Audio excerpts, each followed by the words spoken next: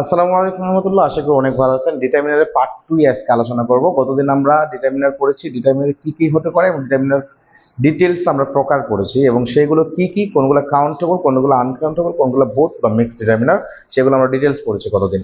আশা করি গত ক্লাস দেখার পর ডিটারমিনার নিয়ে কারো কোনো সমস্যা থাকার কথা না। ডিটারমিনারের সবচেয়ে বেশি একটা ঝামেলাপূর্ণ জিনিস হচ্ছে ফিউ এবং লিটলের ব্যবহারটা।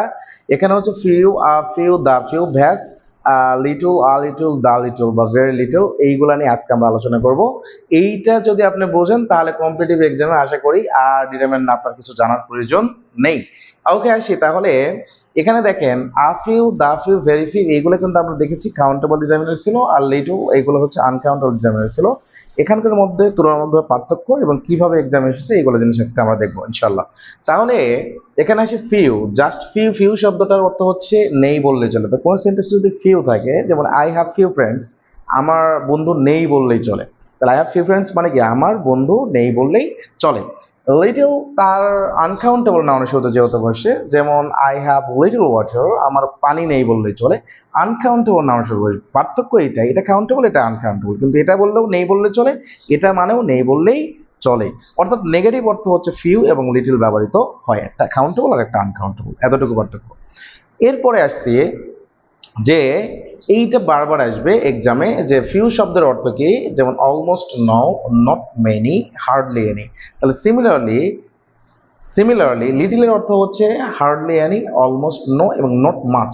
কারণ এখানে মেনিটা শব্দ ইউজ করা হয় কাউন্টেবলের জন্য, আর মাস্ট শব্দটা ইউজ করা হয় আনকাউন্টেবলের জন্য। সুতরাং লিটিল শব্দের অর্থ হচ্ছে hardly any, almost no, not many, আর এটার অর্থ হচ্ছে almost no, not much, hardly any. Clear? এরপরে আসি ফিউ মানে কি। এটাকে কি ফিউ, শুধু ফিউ গেল। ফিউ শব্দটা কি অর্থে ব্যবহৃত হয় এবং এখানে ইংলিশ শব্দগুলো দেওয়া আছে। শুধু এখন ফিউ, ফিউটা কি হিসেবে? ফিউ দ্যাট মিনস সাম। সাম মানে কি কিছু আছে, অল্প কিছু আছে। তাহলে লিটল মানে কি সাম, অল্প কিছু আছে। এটা আনকাউন্টেবল শুরুতে বসবে, এটা কাউন্টেবল শুরুতে বসবে, এতটুকুই পার্থক্য, এর বেশি পার্থক্য নাই। এরপরে আসি দা ফিউটা এবং দা লিটলটা। দা ফিউ মানে হচ্ছে অল্প কিছু আছে বাট যা আছে সব। যেমন I have the few friends, আমার অল্প কিছু ফ্রেন্ড আছে বাট সকলের সঙ্গে আমার আড্ডা হয়, অথবা সকলের সঙ্গে আমার একটা কানেক্টিভিটি বা যোগাযোগ আছে। সিমিলারলি এখানে বলা হলো যে there is the little water in the glass, অর্থাৎ একটা গ্লাসে যতটুকু পানি আছে সবগুলা কি পানি, ঠিক আছে, বোঝানো হচ্ছে। তাহলে সেই ক্ষেত্রে দা লিটিল ইউজ করা হবে। তাহলে এখানে দা লিটিলের শব্দের অর্থ হচ্ছে not many but all there are, the ফিউর অর্থ, আর দা লিটিল অর্থ হচ্ছে not much but all there are. Clear কিনা? এতটুকু বুঝলো যে দা এবং লিটিলের মধ্যে পার্থক্য। শুধু এখানে আমি আরেকটা নোটের মধ্যে দিয়েছি, সেটা হচ্ছে যে ফিউ, দা ফিউ এবং লিটল, লিটল, লিটল, এইগুলোর মধ্যে তেমন কোনো সমস্যা হয় না ব্যবহার করতে। সমস্যা হয় কোথায়? এই যে দা লিটল বা দা ফিউর মধ্যে সবচাইতে ব্যবহার করতে আমাদের সমস্যা হয়, যে কোথায় দা ফিউ এবং দা লিটল বোঝানো হবে। এখন এটা কখন বোঝাবো? দেখেন, যদি শুরুতে আমাদের দা ফিউ বা দা লিটল কখন দিব? যখন কাউন্টেবল নাউন হবে দা ফিউ দিব, আনকাউন্টেবল হবে ফিউ দিব, সেটা আমরা ক্লিয়ার। কিন্তু এরপরে যখন ক্লজ বসবে, একটা ক্লজ মানে কি, একটা কমপ্লেক্স সেন্টেন্সের সাবঅর্ডিনেট কনজাংশনের পরে যে অংশটা থাকবে সেইগুলো একটা ক্লোজ থাকবে, অর্থাৎ সাবজেক্ট থাকবে, ফাইনাইট ভার্ব থাকবে।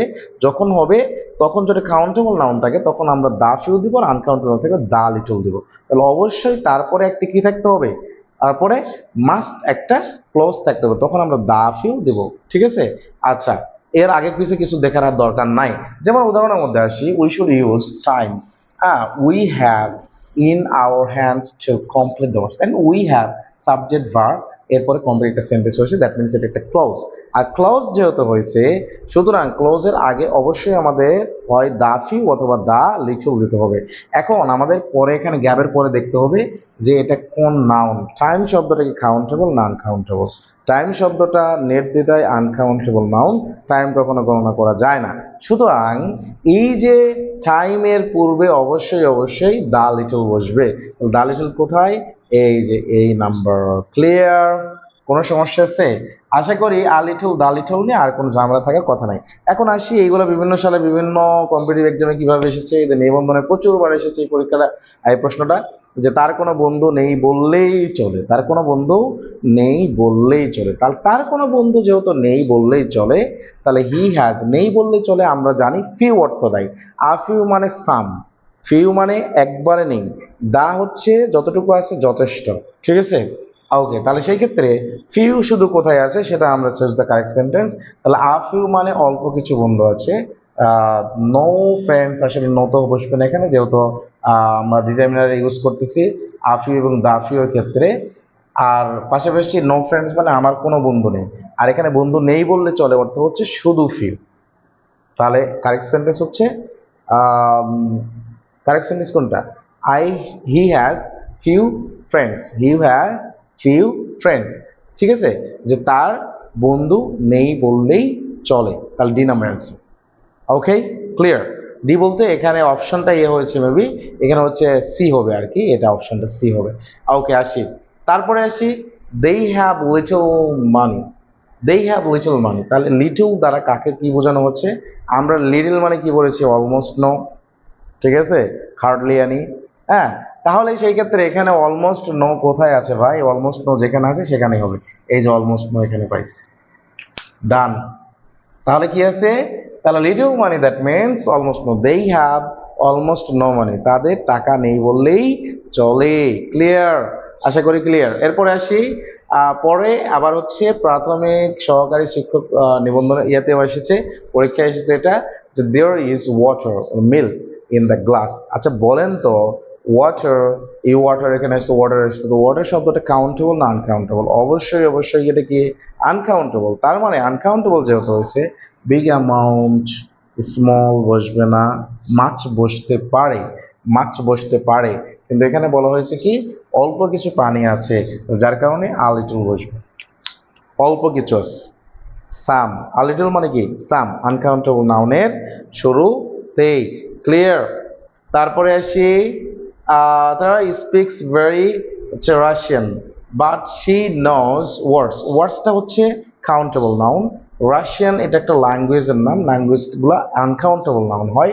সুতরাং আমাদের দেখতে হবে প্রথমে লিটল পরে ফিউ থাকবে যেটা, তাহলে এটাও লিটল এটাও লিটল হচ্ছে না, এইটা ফিউ আছে না, প্রথমেরটাতে ফিউ হবে না, প্রথমটাতে লিটল হবে, তাহলে এটাও হচ্ছে না। ফিউ ফিউ দুটাই হবে না, কারণ একটা এটা আনকাউন্টেবল এটা কাউন্টেবল, তাহলে সেই ক্ষেত্রে লিটল, লিটল রাশিয়া আর ফিউ, ঠিক আছে, এই সেন্টেন্সটা কারেক্ট। ক্লিয়ার?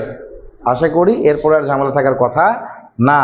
পরের ইয়েতে চলে যাই আমরা, আই হ্যাভ গট ফ্রেন্ডস, আমি বন্ধু পেয়েছি, কি বন্ধু পেয়েছি আমরা পরে দেখবো। So I am not lonely, আমি একা না, যেহেতু বলা হয়েছে আমি একা না, তার মানে অবশ্যই কিছু ফ্রেন্ড আছে, আছে কি না? অবশ্যই আছে।